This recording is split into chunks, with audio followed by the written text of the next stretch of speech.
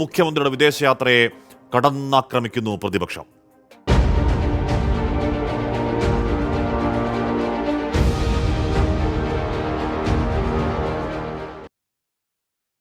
മുഖ്യമന്ത്രിയുടെ വിദേശയാത്രയ്ക്കെതിരെ വിമർശനവുമായി UDF-ഉം BJP-യും. രാഷ്ട്രീയ ഉത്തരവാദിത്തം നിറവേറ്റാതെ മുഖ്യമന്ത്രി ഒളിച്ചോടി എന്നായിരുന്നു കെ സുധാകരന്റെ പരിഹാസം. യാത്രയുടെ സ്പോൺസർ ആരെന്ന് വെളിപ്പെടുത്തണമെന്ന് കേന്ദ്രമന്ത്രി വി മുരളീധരൻ ആവശ്യപ്പെട്ടു. മുഖ്യമന്ത്രിയുടെ വിദേശയാത്രയിൽ ചട്ടലംഘനമില്ല എന്ന് പറയുന്നു LDF കൺവീനർ EP ജയരാജൻ. ഇത് ആലയെന്ന് പശുക്കൾ ഇറങ്ങിപ്പോകും പോലെ പോവുകയാണ് മുഖ്യമന്ത്രി. എന്തിനാണ് ഇയാളിങ്ങനെ ഒളിച്ചോടുന്നത്? ജനങ്ങളോട് പറഞ്ഞ് എത്ര അന്തസ്സുള്ള അദ്ദേഹത്തിന് പോകാം. പിന്നെ പോകുന്നിടത്ത് അത്രയും ഈ ഭാര്യയും മക്കളെയും കൂട്ടിപ്പോണ്ട വല്ല കാര്യമുണ്ടോ? വേറെ പണിയൊന്നുമില്ല ഇയാൾക്ക്. 3 വിദേശ രാജ്യങ്ങളിൽ വിനോദസഞ്ചാരം നടത്താനുള്ള വരുമാന സ്രോതസ് എന്താണ്? അത് എവിടെ നിന്നാണ് വരുന്നത്? അത് ആരാണ് സ്പോൺസർ ചെയ്തിരിക്കുന്നത്? ഒന്ന് വ്യക്തമാക്കിയാൽ കൊള്ളാം. മുഖ്യമന്ത്രിയുടെ ആഡംബര യാത്രയെക്കുറിച്ച് ഒന്നും പറയാനില്ല എന്നാണ് പ്രതിപക്ഷ നേതാവിന്റെ നിലപാട്. സ്റ്റേറ്റിന്റെ തലവൻ അദ്ദേഹം ഒരു നിയമലംഘനങ്ങളോ ചട്ടലംഘനങ്ങളോ ഉണ്ടാക്കിയിട്ടില്ല. എല്ലാം വളരെ കൃത്യമായിട്ടുള്ള നടപടിക്രമങ്ങളിലൂടെ മാത്രമേ അദ്ദേഹം പോകാറുള്ളൂ. അതെന്തിനാണ് നിങ്ങളിപ്പോൾ അന്വേഷിക്കുന്നത്? അദ്ദേഹം പോയിട്ട് വരട്ടെ. അതിനാണ് നിങ്ങൾ ചോദിക്കുന്നത് ആരാ സ്പോൺസർ ചെയ്യുന്നത്? എല്ലാ കാര്യം നിങ്ങളോട് പറയണോ? ഞങ്ങൾ സ്റ്റേറ്റിന്റെ മുഖ്യമന്ത്രിക്ക് പറയേണ്ട കാര്യങ്ങൾ പറയേണ്ടതുപോലെ അദ്ദേഹം പറയേണ്ട സ്ഥലങ്ങളിലൊക്കെ പറഞ്ഞിട്ടുണ്ട്. അപ്പോൾ അതൊരു രാഷ്ട്രീയം കൂടി കടന്നു വരുന്നു ആ യാത്രയിൽ. MG പ്രതീഷ് വരുന്നു. പ്രതീഷ്, ഇവിടെ കേന്ദ്രാനുമതിയോടുകൂടിയാണ് മുഖ്യമന്ത്രിയുടെ യാത്ര. അപ്പോൾ കേന്ദ്ര സഹമന്ത്രി ചോദിക്കുന്നത് ആരുടെ സ്പോൺസർഷിപ്പിലാണെന്ന ചോദ്യം, അത് ഗുരുതര ചോദ്യം 1. 2, രാജ്യമൊട്ടാകെ തെരഞ്ഞെടുപ്പ് നടക്കുമ്പോൾ രാജ്യത്തെ CPM-ന്റെ പ്രധാനപ്പെട്ട നേതാവിന് അതൊരു ഉത്തരവാദിത്വമില്ലേ എന്ന രാഷ്ട്രീയ ചോദ്യം. എങ്ങനെയാണ് CPM-ന്റെ മറുപടി? പ്രതീഷ്. ഹാഷ്മി, ഇക്കാര്യത്തിൽ CPM കൃത്യമായൊരു മറുപടി പറയുന്നില്ല. നേരത്തെ മാധ്യമങ്ങളെ കണ്ട EP ജയരാജൻ പറഞ്ഞ കാര്യം മുഖ്യമന്ത്രിയുടെ യാത്ര തീർത്തും ചട്ട ലംഘനമൊന്നും ആയിട്ടില്ല, ഒരു തരത്തിലും ചട്ടലംഘനം ഉണ്ടായിട്ടില്ല എന്നതാണ് EP ജയരാജൻ പറഞ്ഞ കാര്യം. പാർട്ടിയുടെ അറിവോടുകൂടി തന്നെയാണ് മുഖ്യമന്ത്രി യാത്ര ചെയ്തതെന്നും EP ജയരാജൻ പറയുന്നുണ്ട്. പക്ഷേ പ്രധാനമായും പ്രതിപക്ഷം ഉന്നയിക്കുന്ന ഒരു കാര്യം ഈ യാത്ര സ്പോൺസർഷിപ്പ് ആണോ എന്നുള്ള സംശയമാണ്. അങ്ങനെയെങ്കിൽ ഇതിൽ ആരാണ് സ്പോൺസർഷിപ്പ് എന്ന് മുഖ്യമന്ത്രിയും പാർട്ടിയും വ്യക്തമാക്കണമെന്ന് BJP-യും കോൺഗ്രസും ഒരുപോലെ ആവശ്യപ്പെടുകയാണ്. രാവിലെ മാധ്യമങ്ങളെ കണ്ട വി മുരളീധരനാണ് ഇക്കാര്യം പറഞ്ഞത്. കേന്ദ്ര വിദേശകാര്യ സഹമന്ത്രി കൂടിയാണ്. മുഖ്യമന്ത്രിയുടെ വിദേശയാത്ര സ്പോൺസർഷിപ്പ് എന്ന ആരോപണം ഉന്നയിക്കുന്നു. അതിൽ മുഖ്യമന്ത്രിയുടെ നിലപാട് കൂടി തേടുകയുമാണ്. മറ്റൊന്ന് കെ സുധാകരനാണ്. കെ സുധാകരൻ പറഞ്ഞത് മുഖ്യമന്ത്രി ഉത്തരവാദിത്തങ്ങൾ നിറവേറ്റാതെ ഇവിടെ നിന്ന് ഒളിച്ചോടുന്നു എന്നതാണ്. ഈ സ്പോൺസർഷിപ്പിന്റെ കാര്യം കെ സുധാകരനും ആവർത്തിക്കുകയും ചെയ്യുന്നുണ്ട്. അങ്ങനെ ഒരു രാഷ്ട്രീയപരമായ ഒരു ആരോപണം അല്ലെങ്കിൽ അതൊരു അത്തരം വിവാദങ്ങളിലേക്ക് പോകുന്നുമുണ്ട്.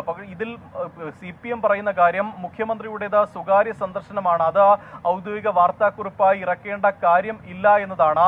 പിന്നൊന്ന്, മറ്റ് സംസ്ഥാനങ്ങളിൽ ഇപ്പോൾ തിരഞ്ഞെടുപ്പ് നടക്കുകയാണ്. PB അംഗങ്ങളായ പ്രകാശ് കാരാട്ടും സീതാറാം യെച്ചൂരിയും അടക്കം ഈ സംസ്ഥാനങ്ങളിൽ തിരഞ്ഞെടുപ്പ് പ്രചരണത്തിന് പോകുമ്പോൾ ഇടതുപക്ഷത്തിന്റെ ഒരേ ഒരു മുഖ്യമന്ത്രിയായ പിണറായി വിജയൻ ഇവിടെ സന്ദർശിക്കാതെ വിദേശത്തേക്ക് പോകുന്നത് അനൗചിത്യമല്ലേ എന്ന ചോദ്യമാണ് ഉയരുന്നത്. ഇത് ഇന്ത്യ മുന്നണിക്ക് വേണ്ടി പ്രചരണത്തിനിറങ്ങുന്നതിലെ പരിമിതി കൊണ്ടാണെന്നുള്ള ഒരു ആക്ഷേപവും ഉയരുന്നുണ്ട്. എന്തായാലും ഇത് ഇടതുമുന്നണി പൂർണ്ണമായും തള്ളുകയാണ്. മുഖ്യമന്ത്രിയുടെ സ്വകാര്യ സന്ദർശനമാണ്, അതിൽ വിവാദമാക്കേണ്ട കാര്യമില്ല എന്നുള്ള വിശദീകരണം മാത്രമാണ് നിലവിൽ CPM-ന്റെയും ഭാഗത്ത് നിന്ന് ഉണ്ടാകുന്നത്. ഇതിൽ സ്വകാര്യ സന്ദർശനം ആയതുകൊണ്ട് തന്നെ മറ്റ് വിശദീകരണങ്ങളിലേക്ക് പാർട്ടിയോ മുഖ്യമന്ത്രിയോ പോകാനുള്ള ഒരു സാധ്യതയും കാണുന്നില്ല. 21-ാം തീയതിയാണ് മുഖ്യമന്ത്രി തിരിച്ചെത്തുന്നത്. ഇത്രയും ദീർഘമായൊരു സന്ദർശനമാണ്. അത് ഈ ചുമതല കൈമാറാതെ പോകുന്നുവെന്നുള്ള ആക്ഷേപം കൂടി മുഖ്യമന്ത്രിക്കും പൊതുമരാമത്ത് മന്ത്രി മുഹമ്മദ് റിയാസിനുമെതിരെ പ്രതിപക്ഷം ഉന്നയിക്കുന്നുമുണ്ട്. MG പ്രതീക്ഷാണ് വാർത്തയുടെ വിവരങ്ങൾ നൽകുന്നത്. അനസബ് പറയുന്നു അയാൾ പോയിട്ട് വരട്ടെ, നമുക്കെന്തുവാ, മന്ത്രി ആയതുകൊണ്ട് എങ്ങോട്ടും പോകാൻ പറ്റത്തില്ലയോ, ചുമ്മാ ഓരോ പ്രശ്നം ഉണ്ടാക്കുക എന്ന് അനസബ് പറയുമ്പോൾ ഇർഷാദ് പുൽവട്ട പറഞ്ഞു ചുമതല ഏൽപ്പിക്കണമായിരുന്നു എന്ന് പറയുന്നത്. അപ്പോൾ ഉറപ്പായും അതിലെ രാഷ്ട്രീയ ചർച്ച തുടങ്ങിയിട്ടുണ്ട്. അതിപ്പോൾ എത്ര ദിവസം രാഷ്ട്രീയ ചർച്ച തുടരും, അതിലെ വിശദീകരണം എന്തെങ്കിലും ഉണ്ടാവും എന്നൊക്കെ നമുക്ക് എന്തായാലും കാത്തിരുന്ന് കാണാം. അടുത്തൊരു വാർത്തയിലേക്ക് പോകുന്നു. തിരിഞ്ഞുകൊത്തുന്ന മാസപ്പടി.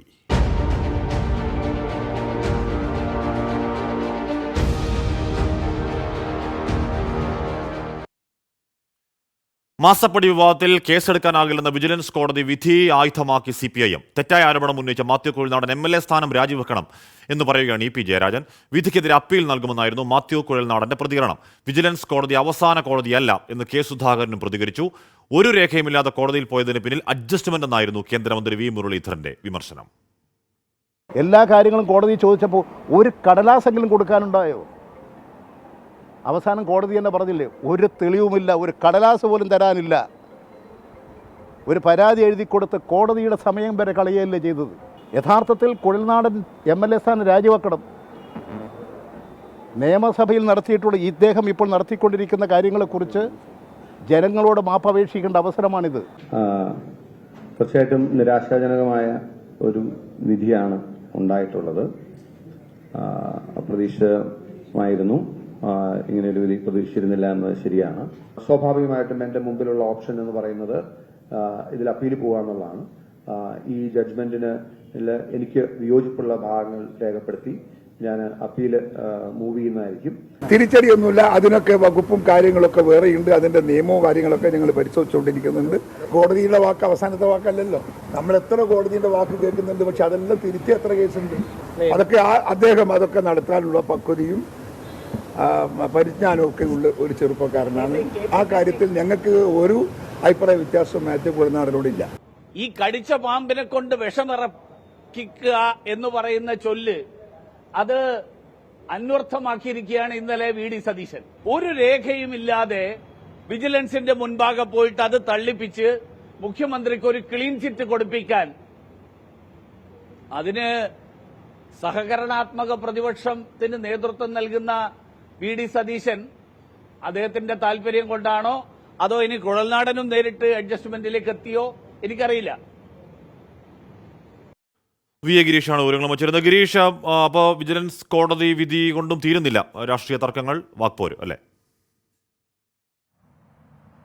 ഹാഷ്മി, ഈ വിജിലൻസ് കോടതിയുടെ വിധി എന്തു തന്നെയായാലും അത് വീണ്ടും ഒരു രാഷ്ട്രീയ ചർച്ചയാകുമെന്ന് ഏറെക്കുറെ ഉറപ്പായിരുന്നു. കാരണം അത്രയേറെ മാസപ്പടി കേസ് നിയമസഭയ്ക്കകത്തും പുറത്തുമൊക്കെ നേരത്തെ തന്നെ ചർച്ച ചെയ്യപ്പെട്ടിട്ടുള്ളതാണ്. സ്വാഭാവികമായും വിജിലൻസ് കോടതിയിൽ നിന്നുണ്ടായ വിധി അതിനെ വളരെ പോസിറ്റീവായിട്ടും അതോടൊപ്പം തന്നെ UDF-നെതിരെയുള്ള ഒരു ആയുധമായിട്ടും മാറ്റുകയാണ് CPIM-ഉം അതോടൊപ്പം തന്നെ LDF-ഉം. ഇക്കാര്യത്തിൽ കോൺഗ്രസ് വ്യക്തിഹത്യ നടത്തി എന്നുള്ളതാണ് ഈ CPM-ന്റെ ഒരു പൊതു നിലപാട്. ഇക്കാര്യങ്ങൾ പരോക്ഷമായി EP ജയരാജൻ തുറന്നു പറയുകയും ചെയ്തു. മുഖ്യമന്ത്രിയെയും കുടുംബത്തെയും വേട്ടയാടാനുള്ള തന്ത്രമാണ് കോൺഗ്രസ് നടത്തിയത്, ഇതിനുള്ള പരിപാടികളാണ് ആസൂത്രണം ചെയ്തത് എന്നാണ് CPIM വിലയിരുത്തുന്നത്. നേരത്തെ ഉയർന്ന ആരോപണങ്ങളെല്ലാം തന്നെ ഇത്തരത്തിലുള്ള ആരോപണങ്ങളാണ് എന്നും CPM വിലയിരുത്തുന്നുണ്ട്. എന്നാൽ അതേസമയം തന്നെ BJP ഒരു പടി കൂടി കടന്ന് ഇക്കാര്യത്തിൽ ഒരു അഡ്ജസ്റ്റ്മെന്റ് രാഷ്ട്രീയം ഉണ്ടോ എന്ന സംശയമാണ് ഉന്നയിക്കുന്നത്. ഒരു രേഖയുമില്ലാതെ കോടതിയിൽ പോകുന്നു, അവിടെ നിന്ന് മുഖ്യമന്ത്രിക്ക് ക്ലീൻ ചിറ്റ് വാങ്ങി നൽകുന്നു. ഇത് ആരുടെ താല്പര്യപ്രകാരമാണെന്ന ചോദ്യം BJP ഉന്നയിക്കുന്നു. എന്നാൽ അതേസമയം തന്നെ പ്രതിരോധത്തിലായ കോൺഗ്രസ് ഇത് അന്തിമ കോടതി വിധിയല്ലെന്നും കോടതികൾ വേറെ ഉണ്ടെന്നും ഉള്ള ഒരു നിലപാടാണ് സ്വീകരിച്ചിരിക്കുന്നത്. സ്വാഭാവികമായും ഈ ഹർജി നൽകിയ മാത്യു കുഴൽനാടൻ ഇക്കാര്യം വ്യക്തമാക്കുകയും ചെയ്തു, അപ്പീൽ പോകും. പക്ഷേ അപ്പോഴും മാത്യു കുഴൽനാടൻ പറയുന്നത് ഇക്കാര്യത്തിൽ പിണറായി വിജയനെ ശിക്ഷിക്കണമെന്നല്ല താൻ ആവശ്യപ്പെട്ടത്, മറിച്ച് ഇക്കാര്യങ്ങളിൽ ഒരു അന്വേഷണമാണ് താൻ കോടതിയോട് ആവശ്യപ്പെട്ടത്. അത് കോടതിയുടെ ഭാഗത്തു നിന്നുണ്ടായില്ല. സ്വാഭാവികമായും ഇക്കാര്യങ്ങൾ പരിശോധിച്ച ശേഷം വീണ്ടും അപ്പീൽ പോകുന്നതിനെ കുറിച്ചാണ് ഇപ്പോൾ ആലോചിക്കുന്നതെന്നും തീരുമാനിച്ചിരിക്കുന്നതെന്നും മാത്യു കുഴൽനാടൻ പറയുന്നു. അപ്പോഴും മാത്യു കുഴൽനാടൻ തനിക്കെതിരെ ഉയർന്ന വിമർശനങ്ങൾക്ക് കൂടി മറുപടി പറയുന്നുണ്ട്. മുഖ്യമന്ത്രിയെയും കുടുംബത്തെയും വേട്ടയാടാനല്ല താൻ ശ്രമിച്ചത്, ഒരു പൊതുപ്രവർത്തകൻ എന്ന നിലയിൽ അഴിമതി പുറത്തു കൊണ്ടുവരുന്നതിന് മാത്രമാണ് താൻ ശ്രമിച്ചതെന്നാണ് മാത്യു കുഴൽനാടന്റെ വിശദീകരണം. വി എ ഗിരീഷാണ് വാർത്തയുടെ വിവരങ്ങൾ നൽകിയത്. അപ്പോൾ മാസപ്പടി ഒരു വിജിലൻസ് കോടതി വിധിയിലൊന്നും തീരുന്നതല്ല, അത് ആരോപണ രാഷ്ട്രീയം ഓഫ് കോഴ്സ് രാഷ്ട്രീയമുള്ളത് കാരണം അതിൽ ആരോപണ പ്രത്യാരോപണങ്ങളുമായി തുടരും എന്ന് തന്നെയാണ് ഈ ദിവസം നൽകുന്ന സൂചന. നമ്മൾ നേരെ അടുത്തൊരു വാർത്തയിലേക്ക് പോകുന്നത് മൂന്നാം ഘട്ടം ബൂത്തിൽ ICL FinCorp 24 ഇലക്ഷൻ സമർപ്പിക്കുന്നത് ICL FinCorp, the intelligent choice. Powered by Asset, responsibly yours.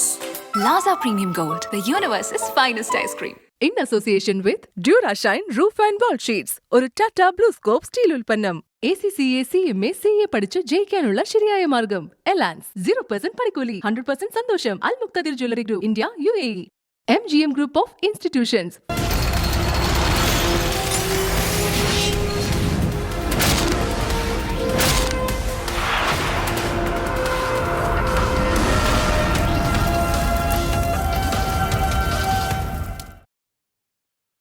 മൂന്നാം ഘട്ട തെരഞ്ഞെടുപ്പിൽ ഉച്ചവരെ സാമാന്യം അത്യാവശ്യം ഭേദപ്പെട്ട പോളിംഗ്. കനത്ത ചൂടുണ്ടായിട്ടും ഉച്ചയ്ക്ക് 11 മണി വരെ 25.41% പേർ വോട്ട് ചെയ്തു. അഹമ്മദാബാദിലെ നിഷാൻ ഹയർ സെക്കൻഡറി സ്കൂളിലാണ് പ്രധാനമന്ത്രി വോട്ട് രേഖപ്പെടുത്തിയത്. എല്ലാവരും വോട്ട് ചെയ്യണമെന്നും ഈ തെരഞ്ഞെടുപ്പ് ജനാധിപത്യത്തെ സംരക്ഷിക്കാനുള്ള പോരാട്ടമാണെന്നും രാഹുൽ ഗാന്ധി വ്യക്തമാക്കി. പ്രധാനമന്ത്രി നരേന്ദ്രമോദി അഹമ്മദാബാദിലെ നിഷാൻ ഹയർ സെക്കൻഡറി സ്കൂളിൽ വോട്ട് ചെയ്തു. आज तीसरे चरण का मतदान है. मैं देशवासियों को विशेष रूप से आग्रह करूंगा कि लोकतंत्र में मतदान ये सामान्य दान नहीं है. കോൺഗ്രസ് അധ്യക്ഷൻ മല്ലികാർജുൻ ഖാർഗെ ഉൾപ്പെടെയുള്ള പ്രമുഖർ കർണാടകയിൽ വോട്ട് രേഖപ്പെടുത്തി. നിലവിലുള്ള രാഷ്ട്രീയ വിവാദങ്ങളുടെ പശ്ചാത്തലത്തിൽ കർണാടകയിൽ കനത്ത സുരക്ഷാ സംവിധാനങ്ങൾക്ക് നടുവിലാണ് വോട്ടെടുപ്പ് പുരോഗമിക്കുന്നത്. ഈ തെരഞ്ഞെടുപ്പ് സാധാരണ തെരഞ്ഞെടുപ്പല്ലെന്നും ജനാധിപത്യം സംരക്ഷിക്കാനുള്ള പോരാട്ടമാണെന്നും രാഹുൽ ഗാന്ധി എക്സിൽ കുറിച്ചു. വോട്ടർമാരായ എല്ലാവരും വോട്ട് രേഖപ്പെടുത്തി കടമ ചെയ്യണമെന്ന് പ്രിയങ്ക ഗാന്ധിയും നിർദ്ദേശിച്ചു. പശ്ചിമബംഗാളിലെ ചിലയിടങ്ങളിൽ ഒറ്റപ്പെട്ട സംഘർഷങ്ങളുണ്ടായി. ഇന്ന് വോട്ടെടുപ്പ് നടക്കുന്ന ഉത്തർപ്രദേശിലെ വിവിധ മണ്ഡലങ്ങളും രാവിലെ മുതൽ സജീവമായിരുന്നു. അസമിൽ കനത്ത പോളിംഗാണ് രാവിലെ മുതൽ രേഖപ്പെടുത്തുന്നത്. ഛത്തീസ്ഗഡ്, ഗോവ, മധ്യപ്രദേശ് തുടങ്ങിയ സ്ഥലങ്ങളിലും ബൂത്തുകൾക്ക് മുന്നിൽ വോട്ടർമാരുടെ നീണ്ട നിരയുണ്ട്. ബംഗളൂരു, മുംബൈ, ഡൽഹി ബ്യൂറോകൾക്കൊപ്പം ന്യൂസ് ഡെസ്ക് 24. അതിനിടയിൽ അരുൺജി മുട്ട പറയുന്നു, ഹാഷ്മി ബ്രോ പേരൂർക്കട മാർക്കറ്റിൽ പോയി പച്ചക്കറി മീനൊക്കെ വാങ്ങി വന്നതേ ഉള്ളൂ. ഹാഷ്മി ബ്രോ പച്ചക്കറിക്ക് തീ പിടിച്ച വിലയാണ്. 5 ചെറുനാരങ്ങ 250 ഗ്രാം 80 രൂപ. ഇങ്ങനെ പോയി എങ്ങനെ ജീവിക്കും എന്ന് ചോദിക്കുകയാണ്. ചോദ്യമാണ് അവിടെ പ്രധാനപ്പെട്ട ചോദ്യം. ഉത്തർപ്രദേശിലെ എല്ലാ മണ്ഡലങ്ങളിലും ഇന്ത്യ മുന്നണിയും സമാജ്വാദി പാർട്ടിയും മുന്നേറ്റമുണ്ടാക്കുമെന്ന് മെയിൻപുരിയിലെ SP സ്ഥാനാർത്ഥി ഡിംപിൾ യാദവ്. യുവാക്കളും കർഷകരും സ്ത്രീകളും കേന്ദ്ര സർക്കാരിൽ കടുത്ത അതൃപ്തരാണ്. ജനങ്ങൾ മാറ്റം ആഗ്രഹിക്കുന്നുവെന്നും ഡിംപിൾ 24നോട് പറഞ്ഞു. ഇപ്പോൾ സമാജ്വാദി പാർട്ടി സ്ഥാനാർത്ഥി മെയിൻപുരിയുടെ സ്ഥാനാർത്ഥി ഡിംപിൾ യാദവ് 24നോടൊപ്പം ചേരുന്നു. How do you see this polling? Vote percentage is fine, Abhi, as of now, and we're expecting that will increase as the during evening time, and people are coming out to vote, and they are voting for change. In 2022 by-election, you get 2 lakhs more. Ji. What do you expect? We're expecting more this time because for the last 10 years, whatever the situation India is facing, and everyone, be it students, be it youngsters, be it farmers, be it women, and be it even our forces. So everybody is not happy with the government. PM Narendra Modi raises so many allegations in India. What about that? I think whatever things are that being said by the Bharatiya Janata Party regarding the alliance, because somewhere the alliance is very strong and it is in a good position right now, since this is a third phase election that's going on, and there'll be massive victory for the India bloc and for the Samajwadi Party in Uttar Pradesh, and I think so it is due to which all the negative aspects are being said by the Bharatiya Janata Party. What is your expectation all over the Uttar Pradesh?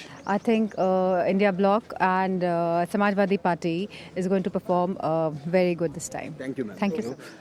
അതായത് ഈ പണപ്പെരുപ്പം ഉൾപ്പെടെയുള്ള വിഷയങ്ങൾ അത് രാജ്യത്തെ ജനങ്ങൾ അതിനെതിരെ vote ചെയ്യും. ഇവിടെ മെയിൻപുരിയിൽ സമാജ്വാദി പാർട്ടി ഇന്ത്യ സഖ്യത്തിൻ്റെ ഭാഗമായിട്ടുള്ള സമാജ്വാദി പാർട്ടി തന്നെ വിജയിക്കും. നല്ലൊരു വ്യക്തമായ ഭൂരിപക്ഷത്തോടു കൂടി തന്നെയായിരിക്കും ആ വിജയമെന്നും കൂടിയാണ് ഇപ്പോൾ മെയിൻപുരി സ്ഥാനാർത്ഥി ഡിംപിൾ യാദവ് 24നോടൊപ്പം പങ്കുവച്ചിരിക്കുന്നത്. ക്യാമറമാൻ ആശിഷ് മെട്ടൂരിനോടൊപ്പം R. അച്യുതൻ. കർണാടകയിലെ ദാവങ്കരെ സെന്ററിൽ നിന്ന് അരുൺ പൂപ്പറമ്പ് ചേരുന്നു. ഉത്തർപ്രദേശിലെ മെയിൻപുരിയിലെ ഗവൺമെന്റ് ഇന്റർ കോളേജിൽ നിന്ന് R. അച്യുതൻ ചേരുന്നു. കേന്ദ്രഭരണ പ്രദേശമായ ദാദ്ര നാഗർ ഹവേലിയിൽ നിന്ന് ശ്രീനാഥ് ചന്ദ്രനുമുണ്ട്. അത് ഞാൻ അരുൺ പൂപ്പറമ്പിലേക്ക് പോകുന്നു. അരുൺ, കർണാടകയിലെ ഉച്ചവരെയുള്ള പോളിംഗ് ശതമാനം എങ്ങനെയാണ്? കാര്യം കുറേയധികം അപ്രതീക്ഷിത അടിയൊഴുക്കുകളൊക്കെ കണ്ട അവസാന ദിവസങ്ങളാണല്ലോ. ശതമാനം എങ്ങനെയാണ്?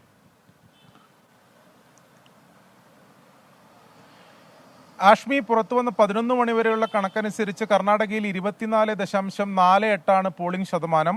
ഇപ്പോൾ 1 മണി പിന്നിട്ടിരിക്കുകയാണ്. 30% കഴിഞ്ഞൊരു 35-ലേക്ക് എത്തിയിട്ടുണ്ടാകും എന്നതാണ് കരുതുന്നത്.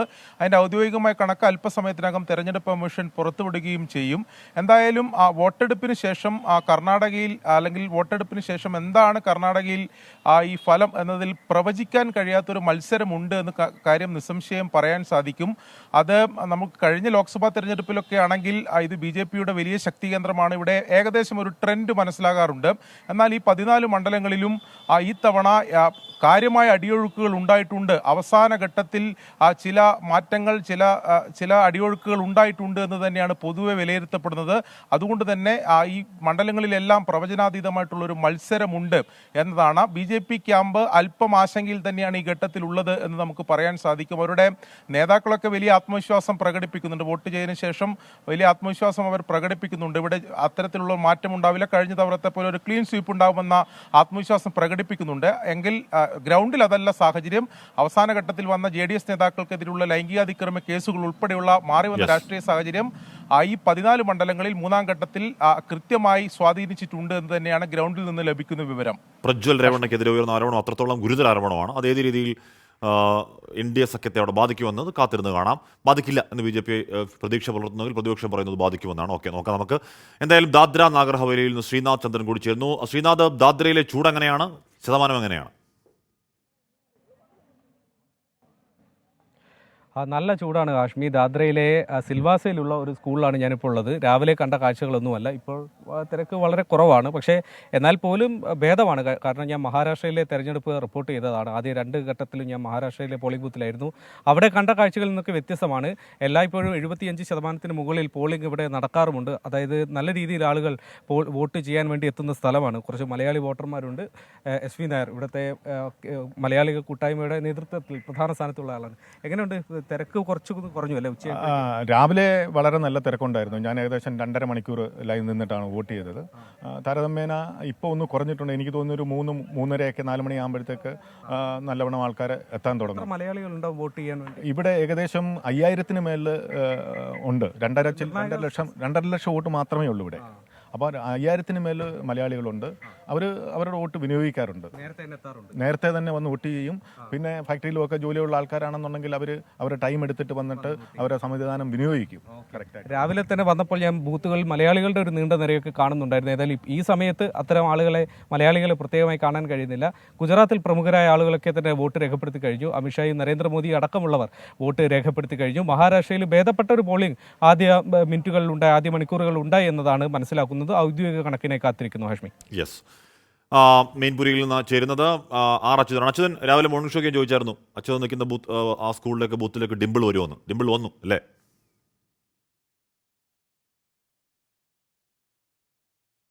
തീർച്ചയായിട്ടും ഹാഷ്മി, അല്പം സമയം മുൻപായിരുന്നു വന്നത്. നമ്മളോട് ഇതുമായി ബന്ധപ്പെട്ട പോളിംഗുമായി ബന്ധപ്പെട്ട സംസാരിക്കുകയും ചെയ്തു. അതായത് ഒരു ഭേദപ്പെട്ട പോളിംഗ് ആണ് പൊതുവേ ഈ മെയിൻപുരി മണ്ഡലത്തിൽ ഉണ്ടായിരിക്കുന്നതെന്നാണ് പങ്കുവച്ചത്. എന്തായാലും വൈകുന്നേരത്തോടു കൂടി അത് ഉയരും എന്ന് തന്നെയാണ് ഡിംപിൾ യാദവ് 24-നോട് പങ്കുവച്ചിരിക്കുന്നത്. നമ്മൾ ഈ പോളിംഗ് ശതമാനം പരിശോധിക്കുമ്പോഴും അത് വ്യക്തമാണ്. കാരണം രാവിലെ 7 മണി മുതൽ ഏതാണ്ട് 11 മണി വരെയും ഈ പോളിംഗ് സ്റ്റേഷനിൽ, ഇതൊരു പ്രധാന പോളിംഗ് സ്റ്റേഷനാണ്. ഇവിടെ 7 ഇടങ്ങളിലായിട്ട് വോട്ടിംഗ് നടക്കുന്നുണ്ട്. ഒരു പ്രധാന പോളിംഗ് സ്റ്റേഷൻ കൂടിയാണ് ഈ ഇന്റർ കോളേജ് എന്ന് പറയുന്നത്.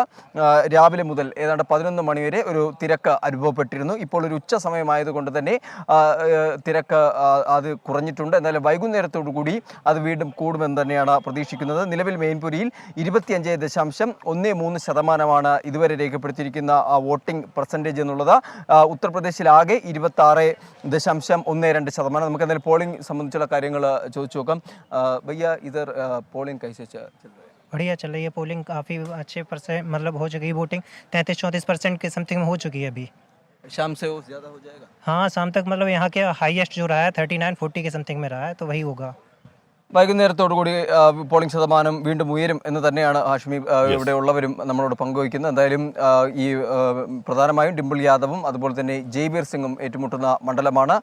ഇന്ത്യ മുന്നണി വിജയപ്രതീക്ഷ കൂടി വയ്ക്കുന്ന ഒരു മണ്ഡലം കൂടിയാണ് മെയിൻപുരി. ഹാഷ്മി. ഓക്കെ, അച്യുതനാണ് മെയിൻപുരിയിൽ നിന്നും വാർത്തയുടെ വിശദാംശങ്ങൾ നൽകിയത്. എന്ന് പറഞ്ഞാൽ എല്ലായിടത്തും ഒരേ പാറ്റാണെന്ന് തോന്നുന്നു. ഉച്ചയോടുകൂടി ആളുകൾ ബൂത്തുകളിൽ കുറയുകയും ഉച്ച കഴിഞ്ഞ് വെയിലൊന്ന് ആറിത്തിറങ്ങുമ്പോൾ പിന്നെയും എത്തുകയും ചെയ്യുന്ന കേരളത്തിൽ കണ്ട ഏതാണ്ട് അതേ പ്രതിഭാസം ഒട്ടുമിക്ക എല്ലാ സ്ഥലങ്ങളിലും ഉണ്ട്. പക്ഷേ പോളിംഗ് ശതമാനം ഉയരുമോ എന്നത് ഈ ഘട്ടത്തിൽ അതിപ്രധാനമാണ്. നമുക്ക് വൈകിട്ട് വരെ കാത്തിരിക്കാൻ ചെയ്യാം.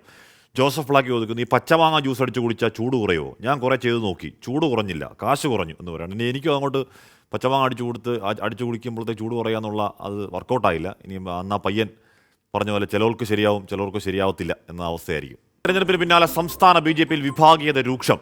ഇന്നു ചേർന്ന നേതൃയോഗം PK കൃഷ്ണദാസ് പക്ഷം ബഹിഷ്കരിച്ചു. ഔദ്യോഗിക പക്ഷത്തല്ലാതെ സ്ഥാനാർത്ഥികൾക്കെതിരെ വന്ന ആരോപണങ്ങളെ മുരളീധര പക്ഷം പ്രതിരോധിച്ചില്ല എന്ന് യോഗത്തിൽ വിമർശനമുയർന്നു. നേതൃമാറ്റം ആവശ്യപ്പെടാനാണ് PK കൃഷ്ണദാസ് പക്ഷത്തിന്റെ നീക്കം. അതിനിടെ EP ജയരാജനുമായി ബന്ധപ്പെട്ട ശോഭാ സുരേന്ദ്രന്റെ തുറന്നു പറച്ചിലിൽ അതൃപ്തി പരസ്യമാക്കി പ്രകാശ് ജാവ്ദേക്കർ. പാർട്ടിയുടെ വിശ്വാസം തകർത്തുവെന്നാണ് വിമർശനം. അലക്സ് റാം മുഹമ്മദ് വിവരങ്ങൾ വച്ചിരുന്നു. അലക്സ്, അങ്ങനെ തുറന്നു പറയുന്നത് ശരിയല്ല, വി മുരളീധരനെ തോൽപ്പിക്കാൻ ശ്രമിച്ചു അടക്കം ഒരു സ്ഫോടനാത്മകമായ നേതൃയോഗം എന്ന് വേണമെങ്കിൽ വിശേഷിപ്പിക്കാം BJPയുടെ നേതൃയോഗത്തെ. അലക്സ്. ഹാഷ്മി, നിസ്സംശയം പറയാം. കാരണം തെരഞ്ഞെടുപ്പിന് ശേഷം തെരഞ്ഞെടുപ്പ് സമയത്ത് ഉരുണ്ടുകൂടി നിന്ന ഈ വിമർശനങ്ങളും ആരോപണങ്ങളും പ്രത്യാരോപണങ്ങളും എല്ലാം ഉന്നയിക്കേണ്ട വേദിയിൽ ഭാരവാഹികളും നേതാക്കളും അതുമായി ബന്ധപ്പെട്ട കാര്യങ്ങളൊക്കെ ഉന്നയിക്കുന്നുണ്ടെന്നുള്ളതാണ് ഏറ്റവും പ്രധാനപ്പെട്ട കാര്യം. ആദ്യത്തെ കാര്യം നമ്മൾ നേരത്തെ പറഞ്ഞു, BJP നേതൃയോഗത്തിൽ സംസ്ഥാന പ്രഭാരി കൂടിയായ പ്രകാശ് ജാവ്ദേക്കർ അദ്ദേഹത്തിന്റെ അതൃപ്തി പരസ്യമാക്കിയത് നമ്മൾ കണ്ടതാണ്. അതായത് ശോഭാ സുരേന്ദ്രൻ അത്തരത്തിൽ ഇ പി ജയരാജനുമായി പ്രകാശ് ജാവ്ദേക്കർ ഒരു കൂടിക്കാഴ്ച നടത്തി എന്ന കാര്യം തുറന്നു പറഞ്ഞത് പാർട്ടിയുടെ വിശ്വാസ്യത തകർത്തു എന്നാണ് അദ്ദേഹം പറയുന്നത്. കൂടിക്കാഴ്ച ശോഭ എങ്ങനെയെന്ന് ജാവ്ദേക്കർ ചോദിച്ചു. പാർട്ടി പലരുമായി കൂടിക്കാഴ്ച നടത്തും, അത് തുറന്നു പറയുന്നത് കേരളത്തിൽ മാത്രമാണ്, അത്തരമൊരു ശീലമുള്ളത് കേരളത്തിൽ മാത്രമാണ്, മറ്റു സംസ്ഥാനങ്ങളിലൊന്നും അത്തരമൊരു ശൈലി ഇല്ല എന്നാണ് അദ്ദേഹം പറയുന്നത്.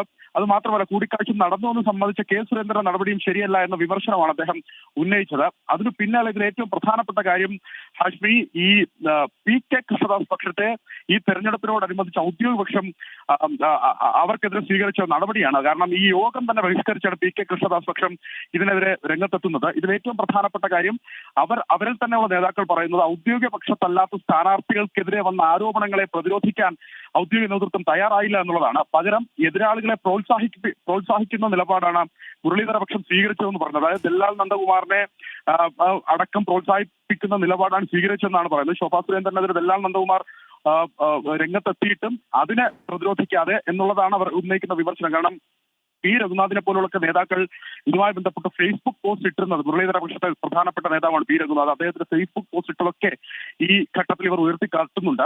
സ്ഥാനാർത്ഥികൾക്കെതിരെ വ്യക്തിഹത്യ നടത്തിയവരെയും ശോഭാ സുരേന്ദ്രന്റെ സ്ത്രീത്വത്തെ അപമാനിച്ചവരെയും പോലും പ്രോത്സാഹിപ്പിച്ചു എന്നാണ് അവരുടെ ആരോപണം. തെരഞ്ഞെടുപ്പ് സമയത്ത് പോലും ഗ്രൂപ്പ് അടിസ്ഥാനത്തിൽ ഔദ്യോഗിക നേതൃത്വം പെരുമാറിയതിൽ കടുത്ത അതൃപ്തിയിൽ ആണ് കൃഷ്ണദാസ് പക്ഷം. ഇതിലേറ്റവും പ്രധാനം ശോഭയ്ക്കെതിരെ നടപടി പ്രതീക്ഷിക്കണോ അലക്സ്? ഇപ്പോൾ പ്രകാശ് ജാവ്ദേക്കർ എന്ന് പറയുമ്പോൾ കേന്ദ്ര നേതൃത്വമാണ്, നടപടി ഉണ്ടാകുമെന്ന് കരുതണോ?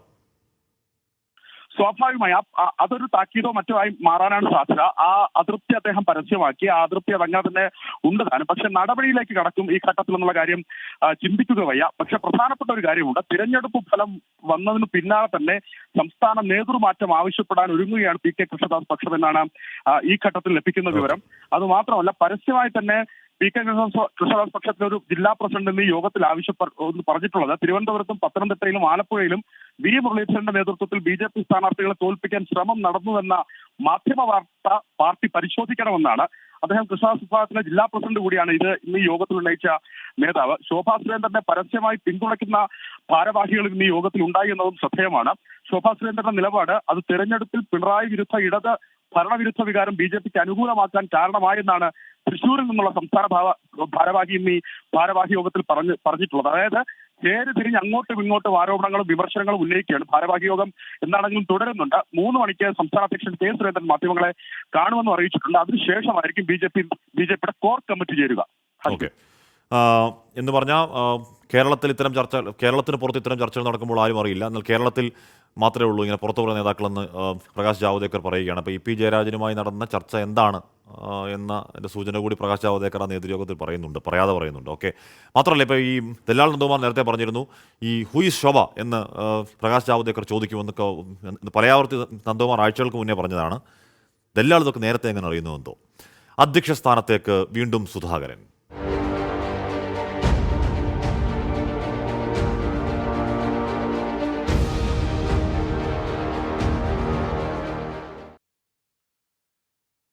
KPC പ്രസിഡന്റ് സ്ഥാനത്ത് കെ സുധാകരൻ തിരികെ എത്തുന്നു. നാളെ ഇന്ദിരാഭവനിൽ നടക്കുന്ന ചടങ്ങിൽ ചുമതല ഏറ്റെടുക്കും. വിവാദങ്ങൾ ഒഴിവാക്കാൻ സുധാകരനോട് സ്ഥാനം ഏറ്റെടുക്കാൻ ഹൈക്കമാൻഡ് നിർദ്ദേശിക്കുകയായിരുന്നു. പദവിയെ ചൊല്ലി തർക്കമില്ലെന്ന് കെ സുധാകരൻ മാധ്യമങ്ങളോട് വ്യക്തമാക്കി.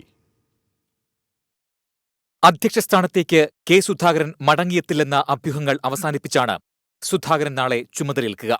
നാളെ രാവിലെ 10 മണിക്ക് KPCC ആസ്ഥാനമായ ഇന്ദിരാഭവനിൽ നടക്കുന്ന ചടങ്ങിൽ ആക്ടിംഗ് പ്രസിഡന്റ് MM ഹസനിൽ നിന്ന് ചുമതല ഏറ്റെടുക്കും. ലോക്സഭാ തെരഞ്ഞെടുപ്പ് പൂർത്തിയാകുന്ന ജൂൺ 4 വരെ ഹസൻ തുടരുമെന്നായിരുന്നു നേരത്തെ ഉണ്ടാക്കിയ ധാരണ. എന്നാൽ അധ്യക്ഷ സ്ഥാനത്തേക്കുള്ള മടങ്ങിവരവ് സംബന്ധിച്ച് വിവാദങ്ങൾ ഉയർന്നതോടെ സുധാകരന്റെ കൂടി താൽപര്യം പരിഗണിച്ചാണ് ഹൈക്കമാൻഡ് അനുമതി നൽകിയത്. അധ്യക്ഷ പദവിയെ ചൊല്ലി കോൺഗ്രസിൽ പ്രശ്നങ്ങളില്ലെന്നും താൻ തന്നെയാണ് KPCC അധ്യക്ഷനെന്നും കെ സുധാകരൻ. ഇതൊരു ഫോർമാലിറ്റി എന്നതല്ലാതെ അതിനപ്പുറത്ത് വരെയൊക്കെ ഒരു കാര്യവുമില്ല. എനിക്ക് ഏത് സമയത്തും പോയി എടുക്കാം, ഇന്ന് പോകാം, നാളെ പോകാം, എടുക്കാം. പക്ഷേ ഞാനൊന്ന് അത് ഒക്കെ ഹൈക്കമാൻഡൊക്കെ ആയി ഡിസ്കസ് ചെയ്തിട്ട് എടുക്കുന്നുള്ളൂ. പാർട്ടിക്കകത്ത് ഒരു അനിശ്ചിതത്വം അതുകൊണ്ട്. പുതിയ അധ്യക്ഷനെ കണ്ടെത്തണമെന്ന കോൺഗ്രസിലെ ഒരു വിഭാഗം നേതാക്കളുടെ ആവശ്യം ഹൈക്കമാൻഡിന് മുന്നിലുണ്ടായിരുന്നു. സുധാകരൻ വന്നതിനുശേഷം KPCC പുനഃസംഘടന പോലും പാളിപ്പോയെന്നും പാർട്ടിയുടെ പ്രാദേശിക സ്വാധീനം നഷ്ടമായെന്നുമാണ് ഇവർ ഉന്നയിക്കുന്ന വിമർശനം. ലോക്സഭാ തെരഞ്ഞെടുപ്പ് ഫലം വന്ന ശേഷം കൂടുതൽ നേതാക്കൾ പുതിയ അധ്യക്ഷനെ വേണമെന്ന ആവശ്യവുമായി ഹൈക്കമാൻഡിനെ സമീപിക്കാനുള്ള സാധ്യതയും തള്ളിക്കളയാനാകില്ല. 24 തിരുവനന്തപുരം. ഡൽഹി മദ്യനയ കേസിൽ ലഭിച്ച തെളിവുകളെ സംബന്ധിച്ച് വ്യക്തത നൽകാൻ എൻഫോഴ്സ്മെന്റ് ഡയറക്ടറേറ്റ് തയ്യാറാകണമെന്ന് സുപ്രീം കോടതി. അനന്തമായ അന്വേഷണം നീണ്ടുപോകുന്നത് അംഗീകരിക്കാൻ കഴിയില്ലെന്ന് സുപ്രീം കോടതി വ്യക്തമാക്കി. ഇടക്കാല ജാമ്യം അനുവദിക്കുന്നതിന് സാധ്യതകൾ ഉന്നയിച്ച കോടതി ജാമ്യം നൽകിയാൽ ഔദ്യോഗിക ചുമതലകൾ നിർവഹിക്കാനാകില്ലെന്ന് വ്യക്തമാക്കി. ഹർജിയിൽ ഉച്ചയ്ക്ക് 2 മണിക്ക് വിധി പറയും. വിവരങ്ങളുമായി ആർ രാധാകൃഷ്ണൻ. ആർക്കെ, ഓരോ തവണ കേസ് പരിഗണിക്കുമ്പോഴും കൂടുതൽ തെളിവുകളുണ്ട് എന്ന് അവകാശപ്പെടുന്നത്, എന്നാൽ ഭീകരമായ തെളിവുകളുണ്ടെന്ന് അവകാശപ്പെടുന്നതല്ലാതെ കെജ്രിവാൾ കുറ്റക്കാരാണെന്ന് സ്ഥാപിക്കാൻ കഴിയുന്ന തെളിവുകൾ ഇതിനോടകം കോടതിയെ ബോധ്യപ്പെടുത്താൻ കഴിഞ്ഞിട്ടില്ല ഇഡിക്ക് എന്ന് തന്നെയല്ലേ കോടതിയുടെ ആ ഗുരുതര പരാമർശങ്ങൾ ചൂണ്ടിക്കാണിക്കുന്നത്? ആർക്കെ? തീർച്ചയായിട്ടുമാണ് ഹാഷ്മി. ഇന്നും അത്തരത്തിലുള്ള ചില കാര്യങ്ങൾ സുപ്രീം കോടതിയിൽ ഇ ഡി പറഞ്ഞു. അതിൽ ഏറ്റവും പ്രധാനപ്പെട്ടതായിട്ട് ഉള്ളത് ഗോവയിൽ ഒരു സപ്തനക്ഷത്ര ഹോട്ടലിൽ താമസിച്ച് 100 കോടി രൂപ ഹവാല ഇടപാട് നടത്തുന്നതിന് കെജ്രിവാൾ നേതൃത്വം നൽകി എന്നുള്ളതാണ്. ഇത് തന്നെയല്ലേ കഴിഞ്ഞ കുറച്ച് നാളുകളായിട്ട്, ഏതാണ്ട് 2 വർഷങ്ങളായിട്ട് പല വിധത്തിൽ അവതരിപ്പിക്കുന്നത് എന്ന് കോടതി ചോദിച്ചു. ഇതിനെല്ലാം ആധാരമായിട്ടുള്ള തെളിവുകൾ എന്തൊക്കെയാണ് എന്നതിനെ സംബന്ധിച്ചിട്ടുള്ള വ്യക്തത ഇപ്പോഴും ഉണ്ടായിട്ടില്ല. അങ്ങനെ വ്യക്തത തെളിവുകളിൽ ഉണ്ടാകാത്ത സാഹചര്യത്തിൽ ഈ കേസ് അനന്തമായിട്ട് നീണ്ടുപോവുകയാണ്.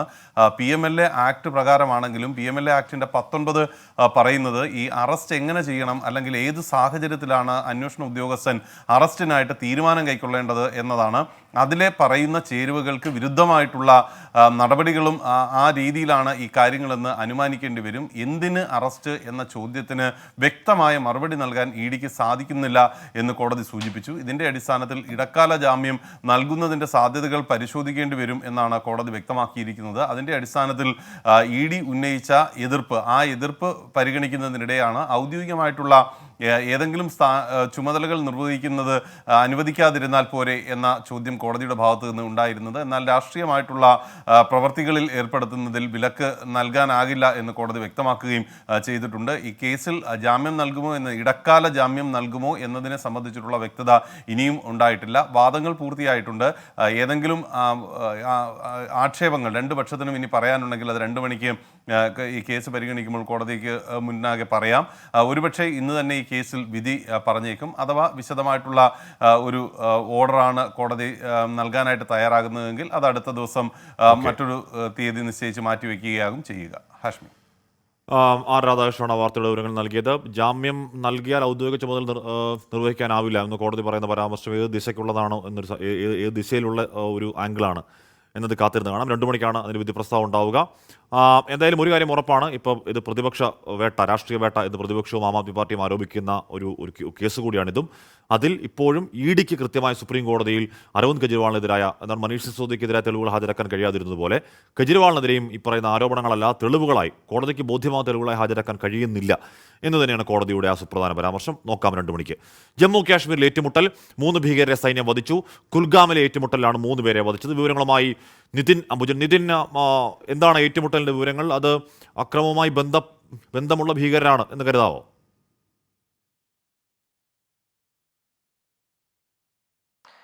കാശ്മീർ പൂഞ്ചിലെ ഭീകരരുടെ ആക്രമണത്തിന് ശേഷം സൈന്യത്തിന്റെ ഭാഗത്തും സംയുക്ത സേനയുടെ ഭാഗത്തും ജമ്മു കശ്മീരിൽ തെരച്ചിൽ ശക്തമാക്കിയിരുന്നു. ഇന്നലെ കുൽഗാം മേഖലയിൽ ഇത്തരത്തിൽ തെരച്ചിൽ ശക്തമാക്കുന്നതിനിടെയാണ് ഏറ്റുമുട്ടൽ ആരംഭിച്ചത്. സംയുക്ത സേനയുടെ ഭാഗത്തുമാണ് പിന്നീട് ഈ ഒരു ഭീകരവിരുദ്ധ നടപടി അവിടെ ആരംഭിക്കുകയും ചെയ്തത്. എന്തായാലും മണിക്കൂറുകൾ നീണ്ട ഏറ്റുമുട്ടലിൽ 3 ഭീകരരെ വധിക്കാൻ സാധിച്ചു എന്നാണ് ഇപ്പോൾ സംയുക്ത സേന അറിയിച്ചിരിക്കുന്നത്. മേഖലയിൽ ഭീകരരുടെ സാന്നിധ്യം ഇപ്പോഴും ഉണ്ട് എന്ന് തന്നെയാണ് കണക്കാക്കുന്നത്. അതിന്റെ ഭാഗമായുള്ള തെരച്ചിൽ ഇപ്പോഴും മേഖലയിൽ തുടരുന്നുണ്ട്. എന്തായാലും ശക്തമായ നടപടി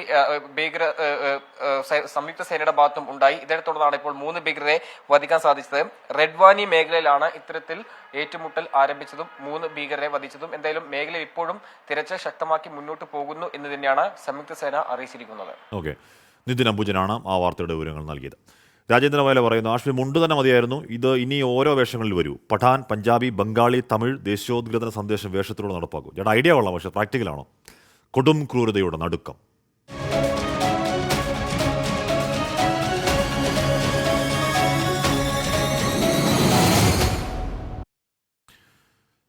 കൊല്ലം പരവൂർ പൂതക്കുളത്ത് ഭാര്യയും മകളെയും കഴുത്തറുത്ത് കൊന്ന ശേഷം ഗൃഹനാഥൻ ആത്മഹത്യയ്ക്ക് ശ്രമിച്ചു. പരിക്കേറ്റ മകന്റെ നില ഗുരുതരമാണ്. കടബാധ്യതയാണ് കൊലപാതകത്തിലേക്കും ആത്മഹത്യാശ്രമത്തിലേക്കും നയിച്ചത് എന്നാണ് പ്രാഥമിക വിവരം.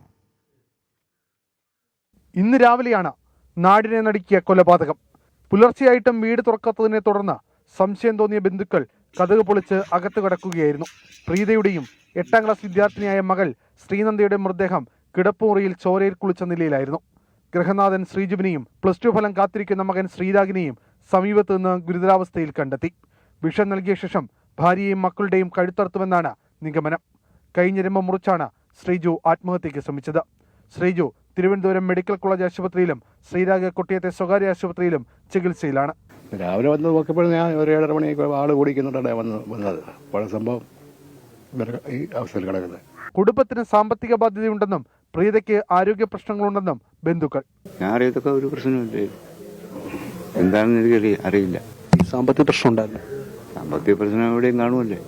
ക്രൂരമായ കൊലപാതകത്തിന്റെ ഞെട്ടലിലാണ് നാട്ടുകാരും. ഒരു സാമ്പത്തിക പ്രശ്നം ആരെങ്കിലും അന്വേഷിച്ച് വരികയോ അങ്ങനെയൊക്കെ ഒരു ഇതൊന്നും നമ്മൾ ശ്രദ്ധയിൽപ്പെട്ടിട്ടില്ല. യാതൊരു പ്രശ്നങ്ങളില്ല. ഇന്നലെയും ബാങ്ക് വെച്ച് കൊച്ചുമായിട്ട് സംസാരിച്ചതാണ്. വളരെ നല്ല രീതിയിൽ ജീവിച്ചു പോകുന്നൊരു ഫാമിലി. കൂലിപ്പണിക്കാരനായ ശ്രീജുവിന് വീടിനടുത്ത ടെക്സ്റ്റൈൽസ് കടയുമുണ്ട്. പൂതക്കുളം സർവീസ് സഹകരണ ബാങ്കിലെ കളക്ഷൻ ഏജന്റാണ് പ്രീത. 24 കൊല്ലം. ഇന്നും പാളിയ ഡ്രൈവിംഗ് ടെസ്റ്റ്.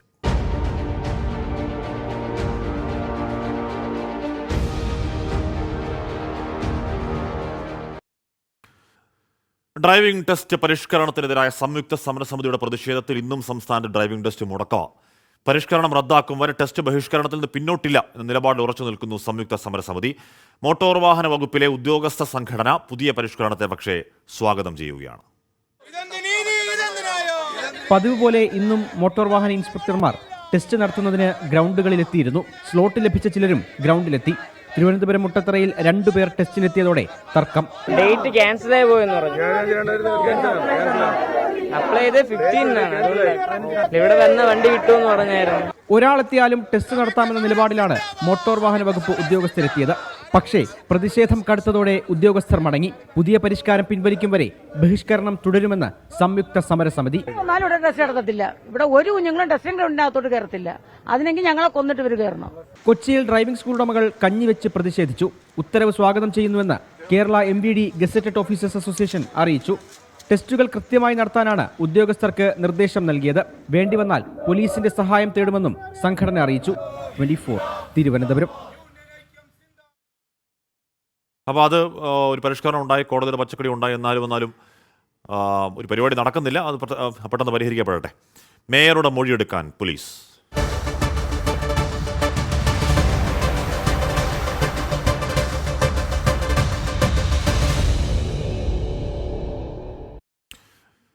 KSRTC ബസ് തടഞ്ഞതിന് ജാമ്യമില്ലാ വകുപ്പ് പ്രകാരം കേസെടുത്തതിന് പിന്നാലെ mayor Arya Rajendran, KM Sachin Dev MLA എന്നിവരുടെ മൊഴി രേഖപ്പെടുത്താൻ പോലീസ് ഉടൻ നോട്ടീസ് അയക്കും. ഇരുവർക്കുമെതിരെ ഗുരുതര ആരോപണങ്ങളാണ് FIR-ൽ ഉള്ളത്.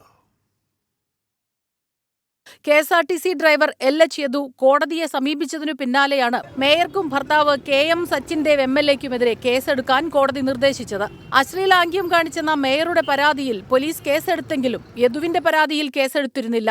ഔദ്യോഗിക കൃത്യനിർവഹണം തടസ്സപ്പെടുത്തി, അന്യായമായി തടഞ്ഞുവച്ചു, അസഭ്യം പറഞ്ഞു, തന്നെയും യാത്രക്കാരെയും അധിക്ഷേപിച്ചു തുടങ്ങിയവയായിരുന്നു യദുവിന്റെ പരാതിയിലുണ്ടായിരുന്നത്. കോടതി നിർദ്ദേശപ്രകാരം കന്റോൺമെന്റ് പോലീസാണ് ഇരുവർക്കുമെതിരെ ജാമ്യമില്ലാ വകുപ്പ് പ്രകാരം കേസെടുത്തത്. സച്ചിൻദേവ് MLA ബസ്സിൽ അതിക്രമിച്ചു കയറിയെന്നും ബസ്സിലെ CCTV ക്യാമറയുടെ മെമ്മറി കാർഡ് പ്രതികൾ സ്വാധീനമുപയോഗിച്ച് നശിപ്പിച്ചെന്നുമാണ് FIR. മൊഴി രേഖപ്പെടുത്താനായി ഇരുവർക്കും ഉടൻ നോട്ടീസ് അയക്കും. ഡ്യൂട്ടിയിലുണ്ടായിരുന്ന ജീവനക്കാർ, യാത്രക്കാർ തുടങ്ങിയവരുടെ മൊഴികളും ശേഖരിക്കും. 24 തിരുവനന്തപുരം. പാലക്കാട് കഞ്ചിക്കോട്ട് ട്രെയിൻ തട്ടി വീണ്ടും കാട്ടാന ചരിഞ്ഞു. കഞ്ചിക്കോട് പന്നിമടക്കടുത്താണ് അപകടമുണ്ടായത്. ട്രെയിൻ വേഗനിയന്ത്രണം പാലിച്ചിരുന്നില്ല എന്നാണ് വനം വകുപ്പിന്റെ കണ്ടെത്തൽ. ലോക്കോ പൈലറ്റിനെതിരെ കേസെടുക്കുമെന്ന് മന്ത്രി AK ശശീന്ദ്രൻ 24-നോട് പറഞ്ഞു.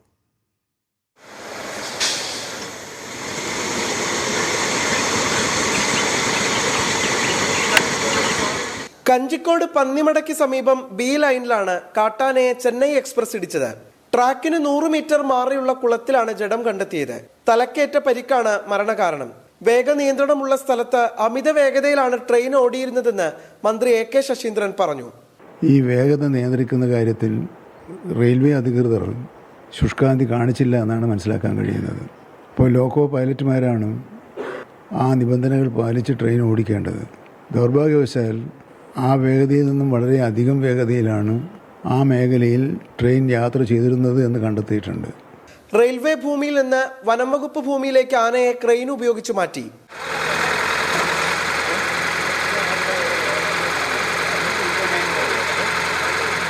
ട്രെയിനുകൾക്ക് വേഗ നിയന്ത്രണം ഉണ്ടായിട്ടും അപകടം നടന്നത് ദൗർഭാഗ്യകരമെന്ന് പാലക്കാട് DFO ജോസഫ് തോമസ് പറഞ്ഞു. സ്ഥിരമായിട്ട് ഇങ്ങനെ ക്രോസ് ചെയ്യുന്നുണ്ട്. അപ്പം അതിൽ നമ്മളിപ്പോൾ ട്രെയിനിൻ്റെ സ്പീഡ് നിയന്ത്രിച്ചിട്ടാണ് നമ്മൾ ട്രെയിൻ പോകേണ്ടത്.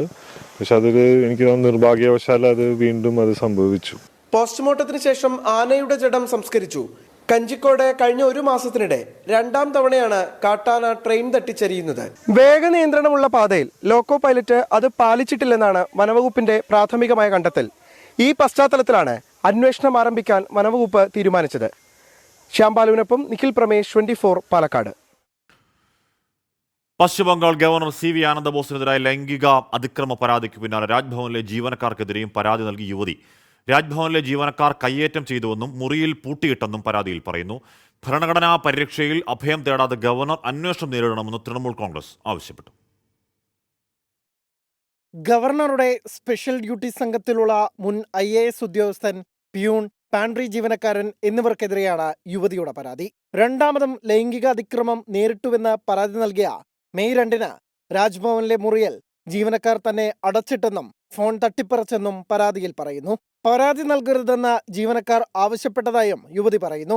മുറിയിൽ നിന്ന് ഇറങ്ങിയോടാൻ ശ്രമിച്ച തന്നെ സംഘം ബലമായി പിടിച്ചുവെച്ചുവെന്നും നിലവിളിച്ചതിനെ തുടർന്നാണ് വിട്ടയച്ചതെന്നും പോലീസിൽ നൽകിയ പരാതിയിൽ പറയുന്നു. ഭരണഘടനാ പരിരക്ഷയുള്ളതിനാൽ അന്വേഷണവുമായി സഹകരിക്കേണ്ടതില്ല എന്ന ഗവർണറുടെ നിലപാടിനെതിരെ തൃണമൂൽ കോൺഗ്രസ് രംഗത്ത് വന്നു. ചോദ്യം ചെയ്യലിന് ഹാജരാകേണ്ട എന്ന് നിർദ്ദേശിക്കാൻ ജീവനക്കാർക്ക് എന്ത് തരത്തിലുള്ള പരിരക്ഷയാണ് ഭരണഘടന നൽകുന്നതെന്ന് സാഗരിക ഘോഷ് 24-നോട് പറഞ്ഞു. It's a complaint about sexual harassment, not just once but twice, on 2 occasions. I mean, he's also said that, none of the staff can be questioned either, Raj Bhavan staff. Now, what kind of statement is this? The staff doesn't have any immunity. തുടരന്വേഷണത്തിൽ നിയമോപദേശം തേടിയ police ചോദ്യം ചെയ്യലിന് ഹാജരാകണമെന്നാവശ്യപ്പെട്ട ജീവനക്കാർക്ക് വീണ്ടും notice നൽകിയേക്കും. അന്വേഷണവുമായി സഹകരിക്കാതിരിക്കാൻ ജീവനക്കാർക്ക് കഴിയില്ല എന്നാണ് പോലീസിന്റെ വിലയിരുത്തൽ. 24 ഡൽഹി. മണികണ്ഠൻ കല്യാണി ചോദിക്കുന്നു, ഡ്രൈവിംഗ് ടെസ്റ്റ് പരിഷ്കരണം നല്ലതോ ചീത്തയോ? ആഷ്മി ഒന്നും പറഞ്ഞില്ല എന്ന് പറഞ്ഞു. ഒരു സംശയം വേണ്ട, പരിഷ്കരണം നല്ലതാണ്. അപകടങ്ങൾ പ്രത്യേകിച്ച് കുറയ്ക്കുമെങ്കിൽ പരിഷ്കരണം ഉണ്ടാവണം. പക്ഷേ അതിനുള്ള അടിസ്ഥാന സൗകര്യം ഉണ്ടോ എന്ന് ഉറപ്പാക്കിയിട്ടേ നമുക്ക് പരിഷ്കരണത്തിന് ഇറങ്ങാൻ കഴിയും. അങ്ങനെയല്ലേ? താനൂർ ദുരന്തത്തിന് ഒരാണ്ട്.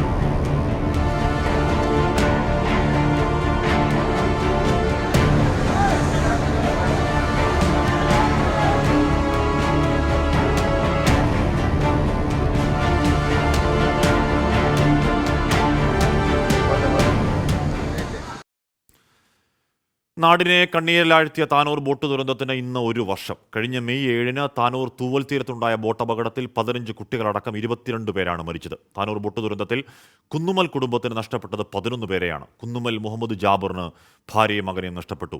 2 പെൺമക്കളുടെ ജീവൻ രക്ഷിക്കാനായെങ്കിലും പണമില്ലാത്തതിനാൽ 3 മാസമായി ഇവരുടെ ചികിത്സ മുടങ്ങിയിരിക്കുകയാണ്. ചികിത്സാ ചെലവ് വഹിക്കുമെന്ന സർക്കാർ വാഗ്ദാനം നടപ്പിലായിട്ടില്ല.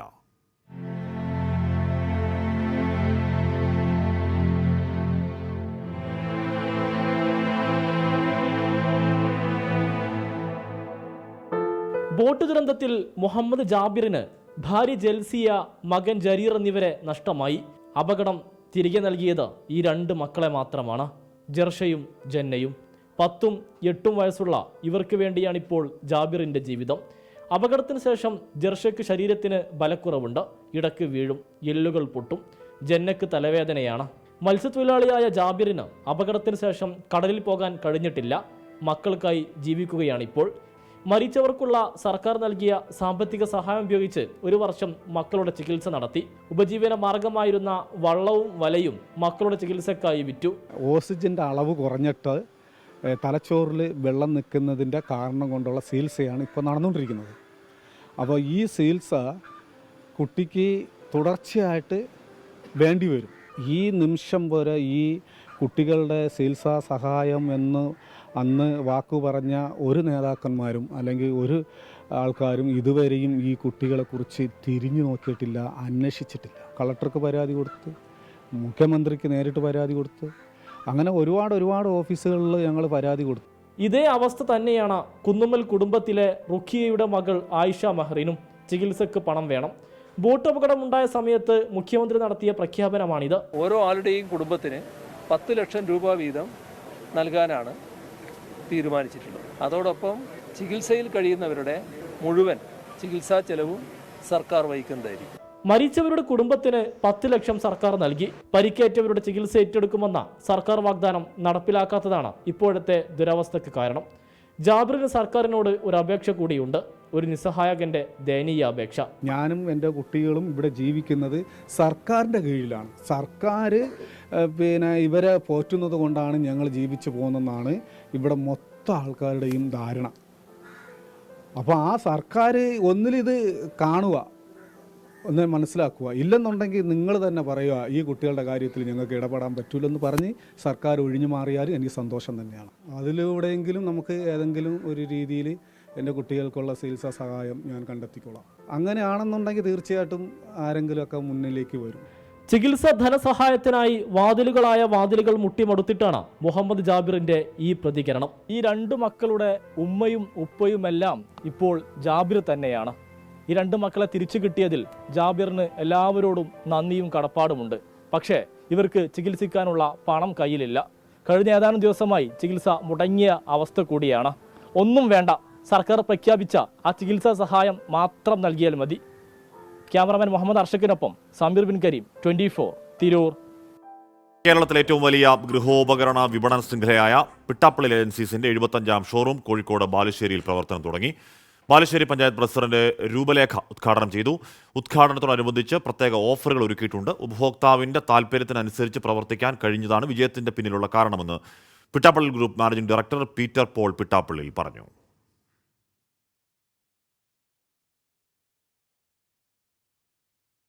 ഇപ്പോഴത്തെ കാലാവസ്ഥ സമർപ്പിക്കുന്നത് Berger paints 100 years of trust.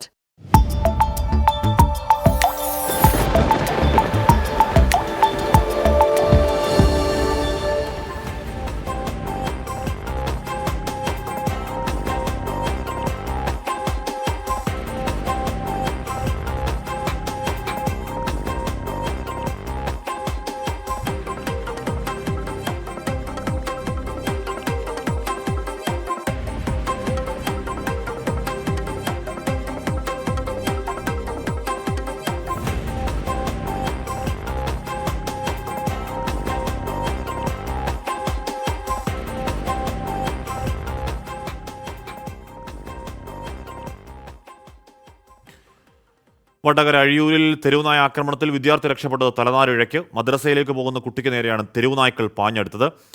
വീട്ടിലേക്ക് ഓടിക്കയറിയതിനാൽ കുട്ടി രക്ഷപ്പെട്ടു.